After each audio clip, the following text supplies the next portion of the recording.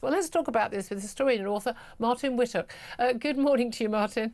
Good morning. I mean, here we go again. I kind of thought, though, there's more important things to talk about today, but this really does matter. It is utterly ridiculous.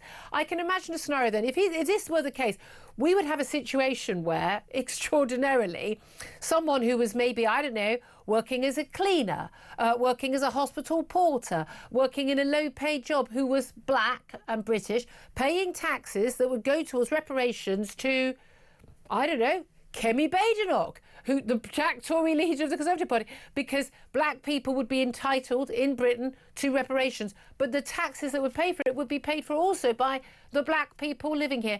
On what possible basis is there an argument for people living in this country, by the way, all of whom came here through choice, not through dragged here by slavery, to be given reparations for slavery? I think it's a non-starter. Not all people of African descent in the UK, anyway, are from communities equally impacted by historic slavery. Exactly. We know some, a minority, but some West African communities actually cooperated with slavery. And whilst the UK clearly was responsible for much wrong, we can't ignore the terrible things done by slavery.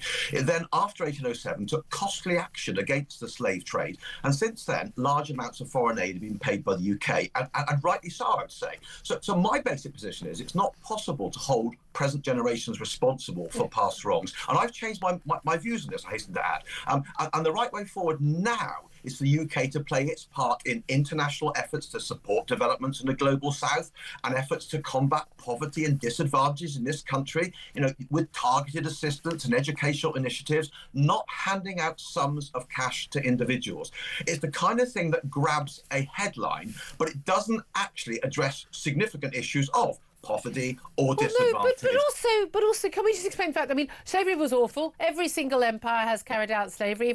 If we're going to pay reparations for the Atlantic slave trade, I want reparations paid to my country from the Danes for the Vikings and from the Italians for the Romans. Simple as that. If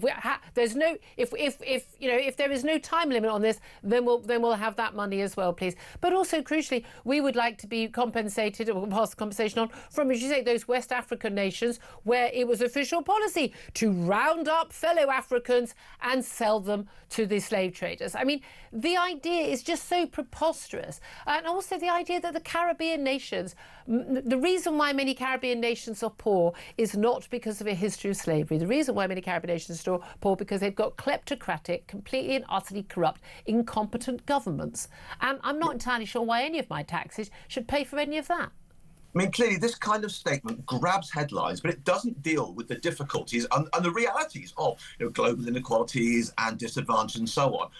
And what we need is a grown-up conversation amongst countries to say, what can we do to help each other? What can we do to improve governance? What can we do to improve the terms of trade? But simply handing out sums of cash to people grabs a headline, but it does not engage with the seriousness of the issue, which is, how do we deal with the problems of the world in which we now live, which we can't ignore and have to engage with. But we have to do it in a more grown-up way than in a way that, although well-meaning, just grabs headlines but doesn't actually tackle the real issues of what it means to be in 2025 in a complex and there's a world. very strong argument that, OK, anyone who came to Britain who doesn't come originally from a slave, slave-owning, part of the world. So if you come from West Africa, well, then, of course, originally you're not eligible. But even so, you could argue very strongly that given the state of what's happened in many West African countries over the last couple of centuries, that the people who are the many, many, many generations descendants, they are in a better place, whether in the Caribbean or in Britain right now, than they would have been if they stayed in West Africa. What happened to their ancestors was appalling and disgusting and a crime against humanity, as it was when it happened under every other country and every other empire and every other civilization which has also taken slaves. But the idea that someone whose great-great-great-great-great-great-great-great-great-grandmother was taken by the Atlantic slave trade and sold by a West African country to white slave traders and taken to the Caribbean or America, the idea that person right now deserves compensation, that's a nonsense. And it doesn't deal with the complexities of life now, quite apart from the fact it's unaffordable, given the pressures on the economy and so on. We just need a more grown-up conversation amongst countries about what we do to tackle these issues now. Maybe Caribbean nations need to have a grown-up conversation among themselves about why they are, with beautiful islands, fantastic tourist destinations, why they are doing so badly.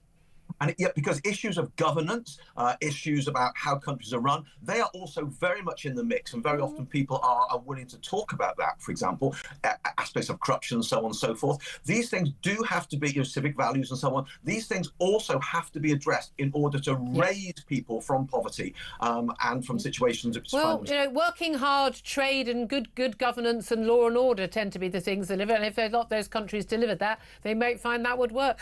Martyn Whittock, historian and author, thank you very much indeed for that.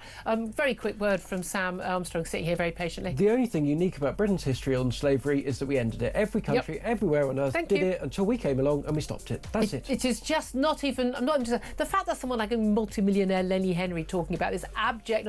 The idea that I would have to contribute to taxes, to pay, to give money to him, what an absolute load of nonsense.